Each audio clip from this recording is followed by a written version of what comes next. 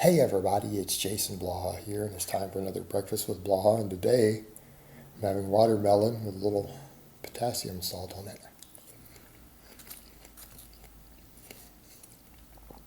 I know, probably the simplest meal I ever eat on camera.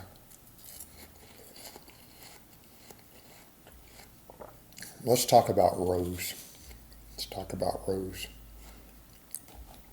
I get asked this all the time. People are like, Jason, is this type of row good? Is this row good? Do you recommend it? The answer is always yes. Rows are good. And you guys have seen me do a dozen different types of rows on this channel. I am very pro row. But people ask the wrong questions, okay? Because here's the problem we have.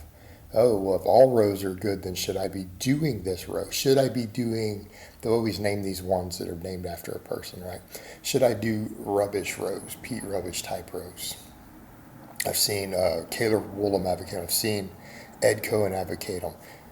And it's like, and these people act like, oh, that's going to suddenly be the magic key to bring up their shitty deadlift. Going to that specific type of row. Yeah, that's going to be the magic key, guys. That's going to take your 400 deadlift to a 700. Think about that. No, that's stupid. Are they good rows? Yes. Same thing, Meadows row, which is almost the total opposite, isn't it? Other extreme of the end on the rows. People say, are Meadows row good? Should I be doing Meadows rows? Is a Meadows row good? Yes.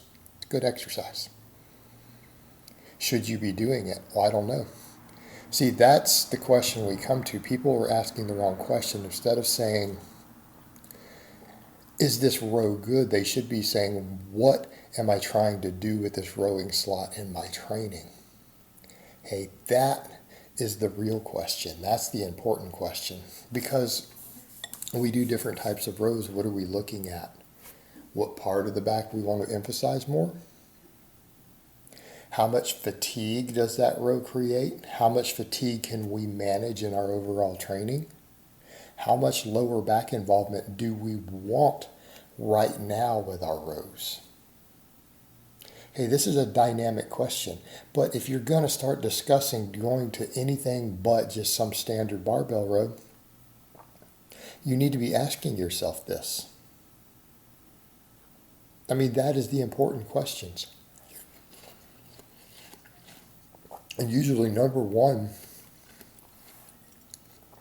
number one question I look at for a client when selecting what type of row we want to put in that slot for this training block, how much lower back involvement do we want from the row? How much lower back involvement can we afford from the row? Okay, that's important. Is this a client who has access to a reverse hyper? That's an important question.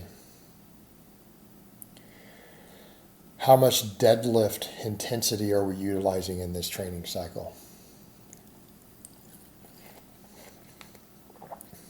Also an important question. This lifter bulking or cutting? How much conditioning are they doing? We have to factor all these recovery factors in.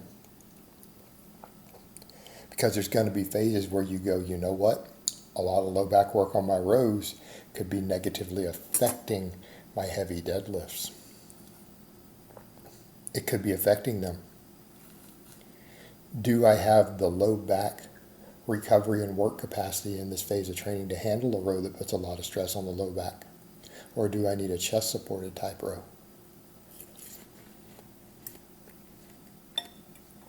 And chest supported type rows would be one arm dumbbell rows. Dumbbell rows sitting on a 45-degree bench. It could be machine rows. It could be the Meadows rows. I mean, that's what that is. It's essentially a chest-supported row. It's another version of it. Is it better or worse than any of those I just listed? I don't think that it is. You know, it's pretty similar, actually. It's pretty similar. And if you're in a period of time to where your low back is feeling trashed all the time, You need to be rowing this way. But particularly, here's an example. You introduce more deadlift volume than you normally do. All right? You introduce a new deadlift volume. You might need to go to chest supported rows for a while so that your lower back can adapt and handle it.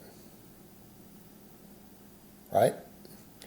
What about if your deadlift volume, you're now used to the amount of deadlift volume you're doing, your low back recovery is really good, and you start saying, hey, I want my rows to put me into positions closer to my deadlift so that I get carryover. I want my low back and posterior chain to get practice handling heavier weights for volume in that isometric position now.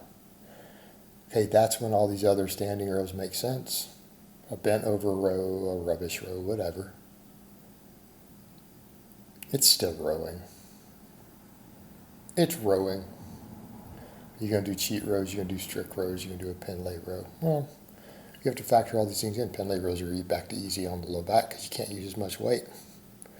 They also don't stimulate the low back and everything as much. They also don't stimulate the traps as much as, say, a heavier bent over row with a little bit of body English. You see where we're going here? And then we start asking the question, what am I trying to get out of my row? Do I want my row in this phase to build more trap? Do I want my row in this phase to not hit the low back so it can rest, or do I want to get isometric training for the posterior chain? Do I want to put extra training stress on my low back? These are the questions you ask, not is this a good row or a bad row? Your question needs to be, what do I need to do with rows in this training slot right now? And I would say the easiest one for most of you out there, because that one's very simple, simply look at how you're adapting to your current deadlift training volumes. And that will tell you a lot about what row you need to do. That'll tell you whether you want to do one to where you're standing versus chest supported, because that's the biggest question.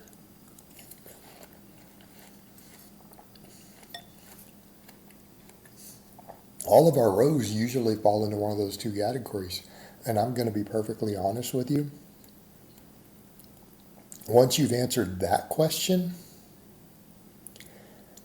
I don't think which row you happen to pick is going to make a night or day difference. In other words, we could talk about these different types of standing barbell rows.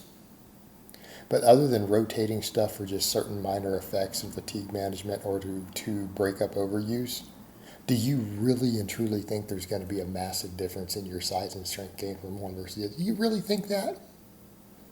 No, I hope you don't. They're good movements. Same thing when we come over to the chest supporter. Once we've answered that question, do we need to take the low back out of the rows for a while? Do you really and truly think doing a one-arm dumbbell row versus a Meadows row